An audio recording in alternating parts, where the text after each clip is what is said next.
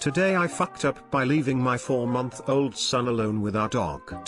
Today I fucked up in a way I won't forget. My wife was taking care of our 3-year-old daughter and I was on daddy duty with the new addition. While I was holding him, cute little guy took a massive, blowout poop that escaped his diaper and ran up the back of his onesie. So much so that it seeped through to my shirt and arm. Being the hands-on father that I am, I threw the changing mat down on the floor of the den and laid the little guy down. I got his onesie up over his head without smearing green poop everywhere and then opened up the diaper. Needless to say, he was covered front and back. I grabbed the package of wipes and attended to his butt and back, then laid him back down to tackle his feces-covered crotch. Through all of this, our 8-year-old golden mix was nearby, just laying in his usual spot in front of the couch. No big deal. As I got ready to tackle the front-side catastrophe, I realized I didn't have a diaper and started looking around. The basket we keep the baby supplies in was fresh out, so I jumped up and ran to the hallway closet to raid the diaper bag. It was gone maybe 10 to 15 seconds. When I got back,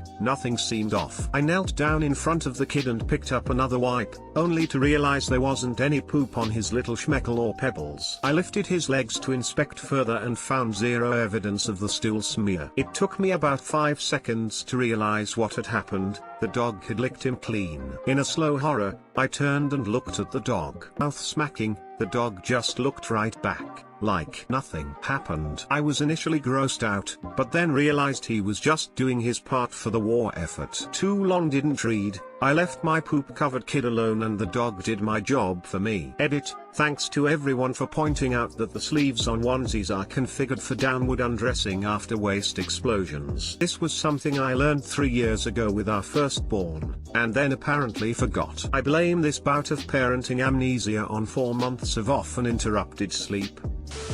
New meaning for shit-eating grin. I was so scared to read this when I saw the title, but it was actually disgustingly wholesome. Yeah, I myself was initially quite scared to read, but was relieved when it was nothing but wholesome. Lol. When my son just started walking, we used to let him walk around naked. We were in the backyard when he let loose a foot-long steamer right on the grass. So I went to grab the shovel quickly when my husky mix hurried over and immediately choked it down like a python swallowing a deer. I let out a yell of disgust all the neighbors could hear. Vomiting face. Still less freaky than my brother's dog that had 6 puppies and then ate them the following day. FYI, the weird flaps on onesies by the shoulders are made to open up wide so you can roll them down instead of trying to go over the head and avoid boo on the face. Also, glad the pup is doing his part in the kid duties. Oh wow. I had 3 big ass-headed babies and I thought those were made for kids with freakishly big heads like mine so they wouldn't get stuck. I mean, it worked for that too, so win-win, like for real. My middle son was nicknamed Tater by the nurses cause he was brown-orange jaundiced and set the hospital record for head circumference. I grew up with golden retrievers. Those dogs will eat anything. My last one ate an aluminium can and pooped it out. Stomach of iron. Lived a full 15 years too. I still miss that dog. Cheyenne, you were the bestest of dogs and ate everything you saw. Today I fucked up by trying to have spontaneous sex with my husband.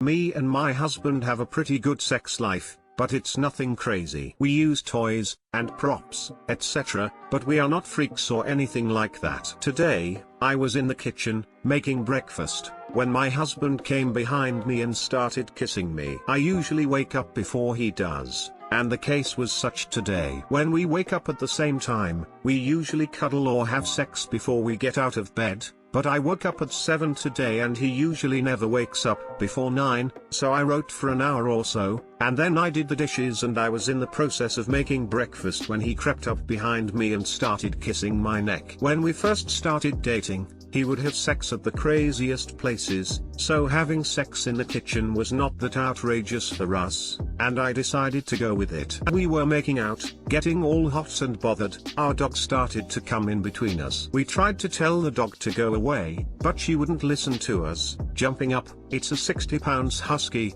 and getting in between our legs, and tripping us up. So, we decided to run to the bedroom and get it over with, leaving the dog in the living room/hallway area until we were done, just to have some privacy. I was was already naked at that point because my husband managed to take off all my clothes, but my husband still had his underwear on, even though his genitals were already out and ready to go. I closed the door behind me, and I ran towards him to knock him on the bed at the same time he bent down to completely remove his underwear, hitting me right in the forehead with his tooth. Searing pain radiated through my entire skull and I fell on the ground, with my hands on my forehead, crying out in pain. He thought I was pretending at first, but when I removed my hands I had a hole that was bleeding pretty decently. He freaked out and gave me some towels to put on my forehead, as I got up dizzy as can be, and walked to the bathroom. The bathroom is where we realized that a part of my husband's tooth had actually gotten chipped and that it might be inside the hole in my forehead. He kept apologizing to me for shoving his tooth in my forehead and making me bleed, and I kept apologizing for chipping his tooth. My head was, and still is, hurting a lot, but I took some Tylenol and we both had a good laugh about it. We will try to finish what we started later, but I don't think we're going to attempt to start having sex in the kitchen anytime soon because, well, it was kind of dangerous. Too long didn't read, my husband and I attempted to have spontaneous sex in the kitchen, but the dog kept bothering us, so we moved it to the bedroom. But as my husband tried to remove his underwear I ran towards him to knock him on bed, resulting in him chipping his tooth by shoving it in my forehead, which caused me to bleed and probably gave me a concussion. Had a friend who almost lost his hand to a human bite. You should 100% go to the hospital, that shit ain't no joke. He waited one day and spent 3 weeks in the hospital and had 3 surgeries to battle the infection. Just like that guy from the story who chopped the head of his enemy, and attached it to his saddle where the teeth grinded on his leg, making a wound which got infected and later on died from it. You should go to a doctor. A human bite can get pretty nasty infection, especially if there's a piece of tooth stuck in there. 90% of all zombie outbreaks start with a single bite. You need to see a doctor. Mouths are full of bacteria. You don't need to tell them about your failed sex. I'm already taking antibiotics for a tooth infection, so I highly doubt the doctors can do more than prescribe me more antibiotics. I cleaned the wound and covered it. I look ridiculous, but I think I'll live. I was worried you left bacon frying and the dog knocked it over, setting your house on fire or something like that. Not the type of head he was hoping for. Today I fucked up by telling my child to beat up the neighbor's cat. We were all playing in the backyard yesterday, when Leo noticed a cat in the back beside the shed. While Leo has met some cats before, he, unfortunately, only remembers their danger paws and is rather afraid. While I don't mind this habit with other people's cats, I would enjoy for him to be able to play in his own yard without fear. So it came to be that I told him that within his own yard he can go up to the kitty and chase them away. He looked at me rather hesitantly, but set a few steps into the direction of the shed. This was the unfortunate moment, where I got a little too carried away in my encouragements. Yeah, Leo, you got this. Man up and go beat up the pussycat. Our neighbor, who just recently moved in and I have not met before, overheard this and came out yelling about how this is unacceptable and how I'm the reason that children these days are so rude and disrespectful and how I'm raising my son to be a future abuser. While my son might be afraid of the kitty, he's not afraid of any strangers and immediately ran up to the fence with his tail wagging at 1,000,000 km/h. Once she clued in that Leo is in fact a puppy dog,